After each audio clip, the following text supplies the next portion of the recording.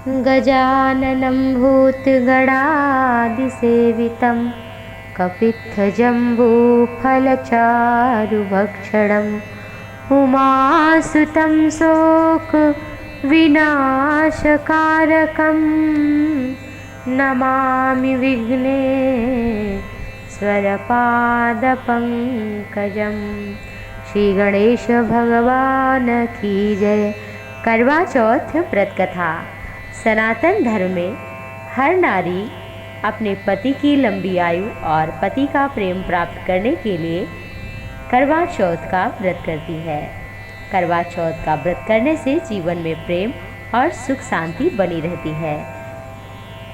ये कथा भगवान शिव ने, देवादिदेव महादेव ने भगवती पार्वती को और योगेश्वर भगवान श्री कृष्ण ने द्रौपदी को सुनाई थी। ये कथा जो भी श्रवण करता है उसकी सभी मनोकामनाएं पूर्ण होती हैं। आइए हम सभी श्रवण करते हैं करवा चौथ की व्रत कथा। इस प्रकार है। एक साहूकार के 7 पुत्र, एक पुत्री और सेठानी के सहित बहुओं और बेटियों ने करवा चौथ का व्रत रखा। रात्रि को साहूकार के पुत्र भोजन करने लगे। उन्होंने अपनी बहन से कहा कि भोजन कर लो। बहन ने कहा, भैया चांद निकल आए तभी तो अर्घ देकर भोजन करूंगी। बहन की बात सुनकर भाइयों ने एक काम किया कि नगर के बाहर गए, आग जलाई और चल्ली में से प्रकाश दिखा दिया। कहा, चांद निकल आया है, बहना भोजन कर लो। अपनी भाभियों से भी कहा। भाभियों ने कहा कि अभी चांद नहीं निकला है, तुम्हारे भाई धोखा कर रहे हैं।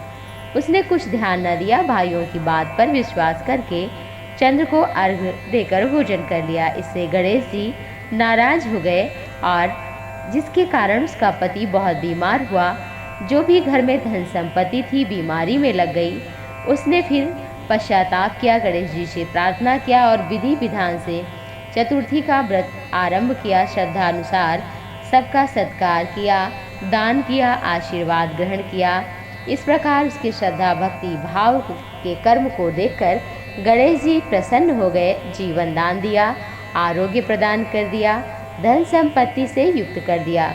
जो कोई भी इस व्रत को श्रद्धा भक्ति के साथ में करवा चौथ का व्रत करेगा वे सभी प्रकार के सुखों से युक्त होंगे और सभी प्रकार के दुखों से मुक्त होंगे। करवा चौथ की दूसरी कथा इस प्रकार है। प्राचीन काल में करवा स्त्री थी, अपने पति के साथ नदी स्नान करने के लिए गई। उसका पति जब नदी में गया तब मगरमच्छ ने उसका पैर पकड़ लिया। वो व्यक्ति करवा करके अपने सती पत्नी को बुलाने लगा। अपने पति की आवाज़ सुनकर वो पतिव्रता करवा भागी हुई आई।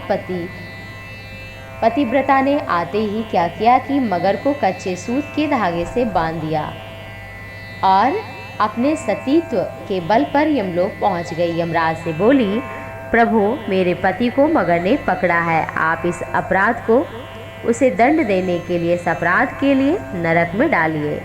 ये बात सुनकर यमराज ने कहा कि अभी तो उसकी आयु शेष है, मैं ऐसे कैसे कर सकता हूँ। वो बोली, अगर आप ऐसा नहीं करेंगे तो श्राप कर देकर नष्ट कर दूंगी।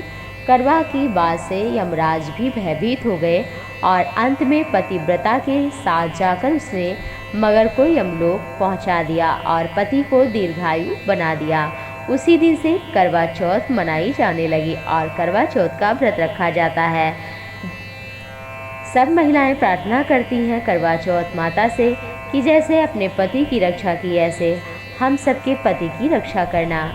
करवा चौथ की एक कथा इस प्रकार है। प्राचीन काल में एक परिवार में 7 बहू थीं और सब बड़े घर की थी, लेकिन जो छोटी बहू थी 7वीं, उसके घर में कोई नहीं था। मायके में वो गरीब परिवार की थी।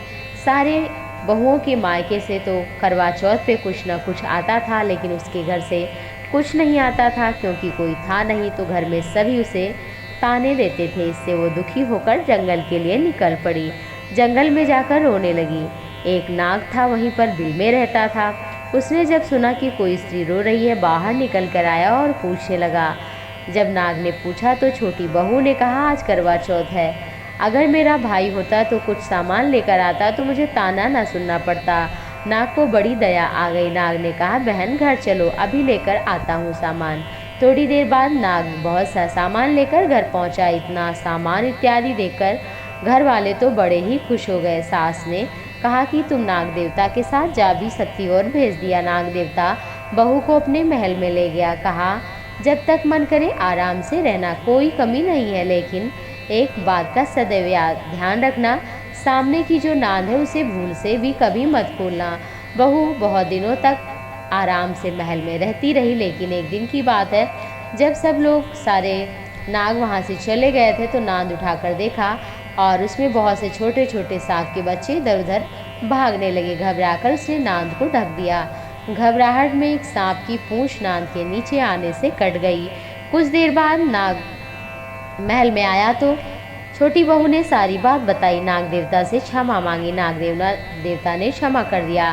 कुछ दिन बाद छोटी बहू ने कहा कि मैं ससुराल जाना चाहती हूँ। नाग देवता ने कहा कि जरूर। धन सोना इत्यादि देकर विदा किया। इतना सामान, धन सोना चांदी इत्यादि देखकर ससुराल वाले तो उसकी बड़ी इज्जत करने लगी। जिस सांप की पूंछ कटी थी उससे यहाँ पर उसे सब पूंछ कटा कहते थे। वो परेशान होकर अपनी माँ से पूछने लगा कि आखिर किस कारण से मेरी पूंछ कटी।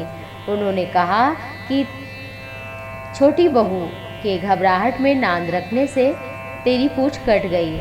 माँ ने समझाया कि बेटा चलो कोई बात नहीं। उसने कहा, नहीं, मैं तो अब बदला लूँगा। और एक दिन मौका पाकर घर में घुस गया। काटने की बात सोचने लगा, तभी उसे बहस करने की आवाज़ सुनाई देने लगी।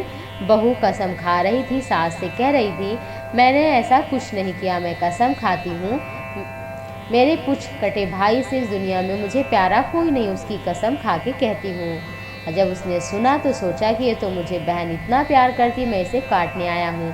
अपना विचार बदल दिया और हर वर्ष करवा चौथ के दिन वो अपनी बहन के लिए बहुत सारा सामान लेकर आता। और करवा चौथ का व्रत करने से छोटी बहू के जीवन में सुख, शांति, धन, संपत्ति, प्रेम सभी कुछ आया। जो कोई भी नारी करवा चौथ का व्रत श्रद्धा भक्ति भाव से करती है, दान करती है, सास ससुर का, बड़े लोगों का आशीर्वाद लेती है, उसके जीवन में सभी सुख बने रहते हैं। आप सभी को करवा चौथ की बहुत बहुत शुभकामनाएं।